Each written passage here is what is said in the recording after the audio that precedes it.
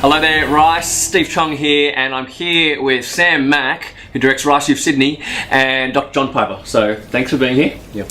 Smack, you've got a lot of young people who are involved in this, movement you run, and all the young people coming along. Yep. You've got John here, who's not as young as the people that were clear. What do you want? Understatement. What do you want to ask John in terms of to speak to young people? Especially for the young people in our society, we can look down on them sometimes.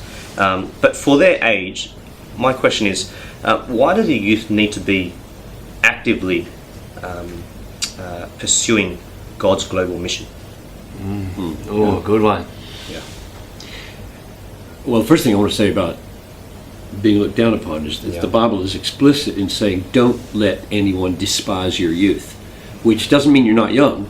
It just means you would try to behave in such a way that no one would say, oh, they're just young. Yeah. Which I think means young people should care about wanting to be mature. Yeah. That is, wanting to have a mindset and a lifestyle that isn't silly. It's just not, anybody would look at it and say, that's a waste. What are you doing all that silly stuff for?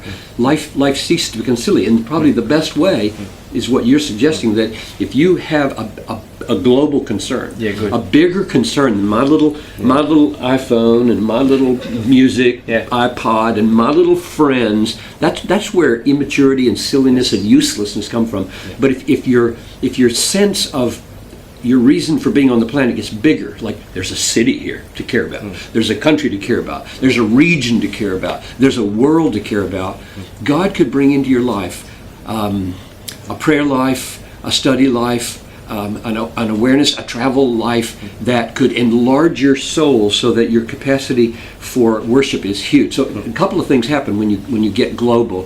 One is, I think, God gets bigger, your heart gets bigger, and the world gets bigger. And when those three all get bigger, your heart and God and the world, then you get blessing as well as becoming a blessing to more and more people. So I don't think you can go wrong with encouraging young people, get outside yourselves, get outside your little group, get a heart and a mind for the world, and you'll be the beneficiary, and the world will be the beneficiary, and the people around you. One of the things we like to say is that if your light shines bright enough to reach to, say,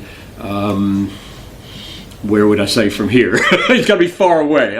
Okay, far. Europe. New Zealand. New Zealand's far away. Very far. We don't know where that is. He doesn't know where New Zealand is. Post-Christian Europe. Well, if your light can reach all the way there, then the people here are going to see it very bright as well. Yeah.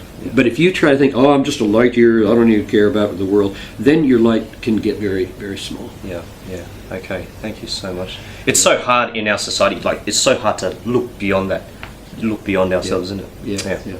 Yeah, I think Westerners especially, who have so much, feel insular and self-sufficient. What do you need the world? We don't need the world. They need you. They need the gospel. And so any place that's blessed, like Psalm 67, bless us, O Lord, that the nations may be blessed. The reason Australia is wealthy is for the sake of the nations. That's why America is wealthy. God is going to hold us accountable for what we did with our resources, not to just pad our lives with pleasures, but to reach the nations with the gospel. So good.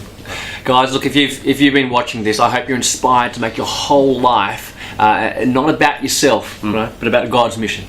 And I hope you do that. Come along to Rice, come along to the stuff that Smack's running, keep coming along to these things and capture what's on God's heart. All right.